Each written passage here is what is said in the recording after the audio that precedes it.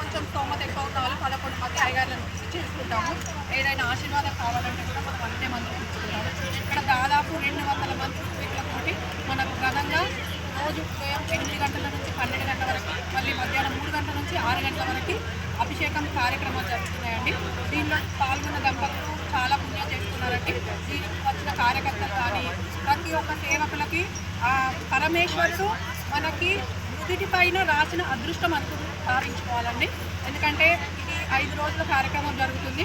అందరి సంకల్ప బలం ఉండి మనం ఇక్కడ రావడానికి కారణం కూడా ఆ పరమాత్ముడే. ఆ పరమాత్ముడి కంటే మనము ఎవరికి ఏమి ఇవ్వకపోయినా కూడా భగవత్ సేవకు మనం జరుపుకున్న ఈ పుణ్యం కానీ ఇక్కడ కాలు పెడితేనే మన పాపాలన్నీ నశిస్తాయండి. ఇది అయ్యగారు అంటే 12 జ్యోతిర్లింగాలు ఉంటాయి కదా, 11 జ్యోతిర్లింగాలు నా దర్శనం అయింది. ఇక్కడ ఆ స్వామివారి అయ్యగారు దర్శనం ఎలా అంటే అయ్యగారు చేసిన ఈ కార్యక్రమంలో నేను పాల్గొన్నాను.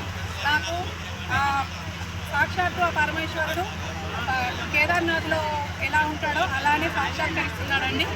ఎందుకంటే మాటల్లో చెప్పాలంటే అది అనుభూతి చెందితేనే అది చెప్పగలమండి. ఎందుకంటే చుట్టుపక్కల ప్రజలంతా కూడా చాలామంది వచ్చారు. లక్షపేట, మంచిర్యాల, దండపల్లి, జన్నారం అందరూ వచ్చి యాగశాలలో కానీ ఏదైనా కూడా పాల్గొంటున్నారండి. ఇక్కడ చండీ పారాయణం జరుగుతుంది. అక్కడ యాగశాలలో చాలామంది వ్యక్తులు ఉన్నారు.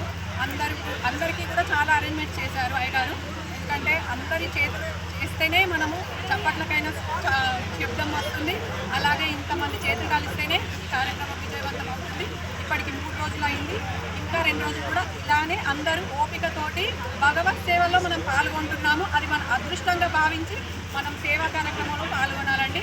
ఇందులో ఎవరికి ఏ ఆటంకాలు వచ్చినా కూడా అన్యత భావించవద్దు. ఎందుకంటే మన అయ్యగారు ఎంతో చేస్తున్నారు, అందులో మనము చేస్తున్నాము. కాబట్టి మన అయ్యగారు ఎలా చెప్తే అలా చేస్తాము. ఇందులో ఇంకొక భావనతోటి ఉండకండి, అదే నేను చెప్తున్నాను.